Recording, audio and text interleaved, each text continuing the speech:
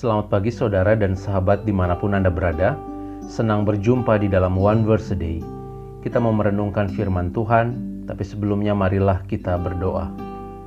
Ya Allah, kami sungguh bersyukur untuk hari baru yang Tuhan beri, untuk kekuatan, iman, pengharapan di dalam Tuhan. Kami mau belajar dan merenungkan firman-Mu hari ini. Biarlah Engkau hadir, melawat dan menerangi kami semua. Terima kasih Tuhan, di dalam Kristus kami berdoa. Amin. Saudara yang dikasihi Tuhan, firman Tuhan hari ini dari 1 Korintus 2 ayat 4. Baik perkataanku maupun pemberitaanku tidak kusampaikan dengan kata-kata hikmat yang meyakinkan, tetapi dengan keyakinan akan kekuatan roh.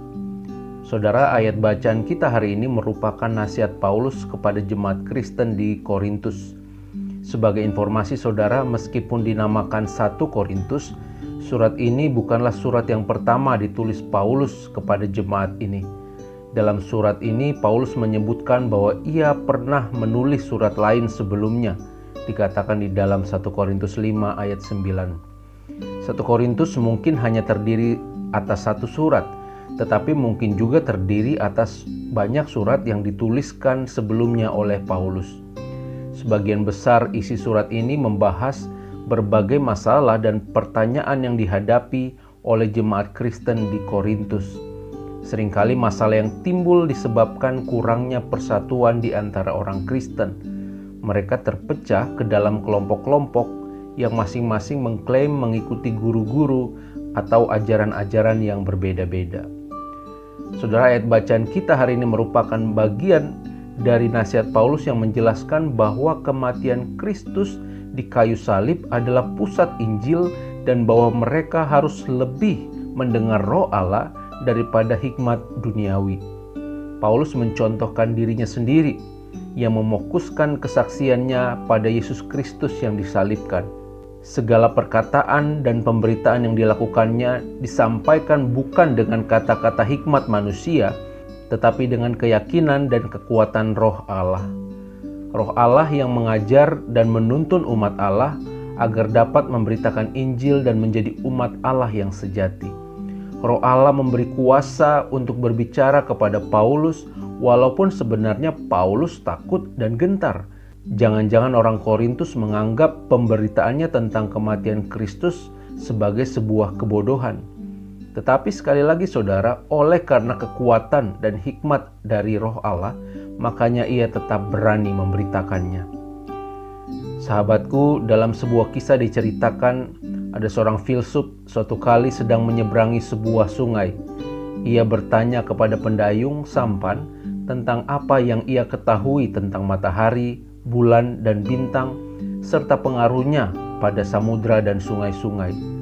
Pendayung itu menjawab, "Saya tidak tahu sama sekali tentang semua itu. Yang saya ketahui adalah bahwa Allah telah menjadikan semuanya dengan keindahannya masing-masing dan ia mengatur perputarannya."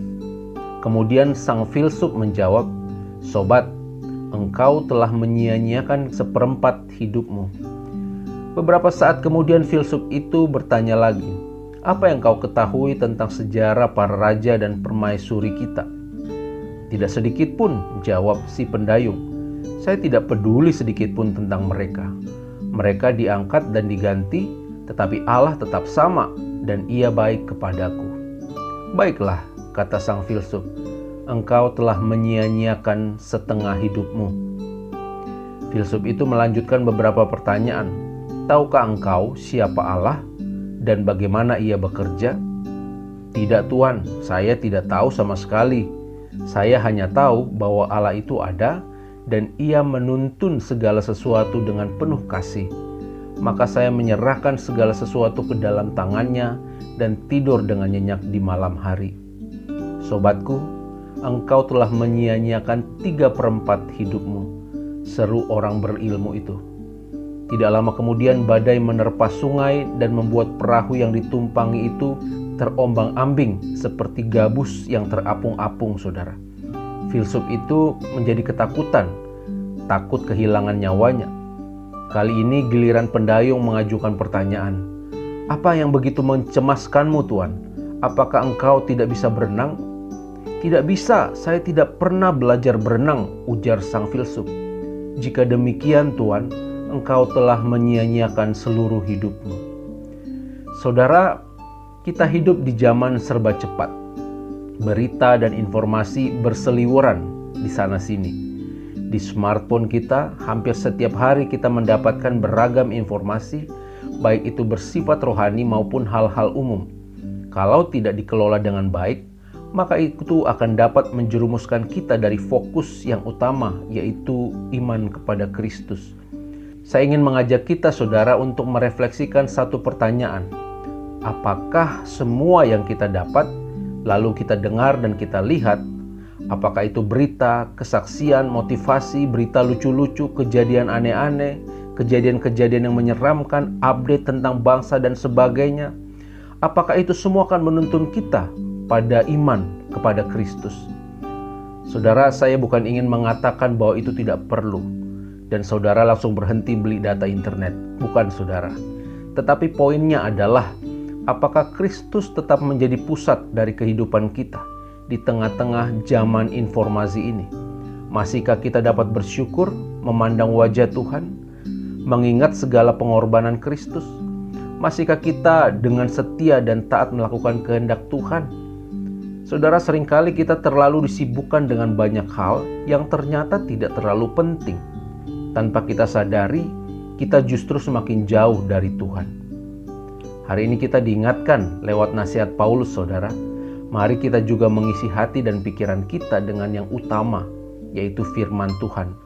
Biar kekuatan dan hikmat dari Roh Kudus yang menerangi dan menolong kita melakukan kehendak Allah.